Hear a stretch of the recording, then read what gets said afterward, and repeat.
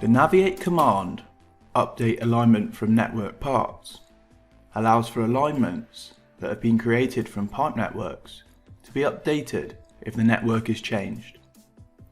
Once the command is run, select the first and last pipe in the network run, or select the spanning label.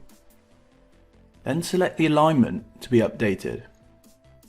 The keep curves greater than value will dictate which curves to keep.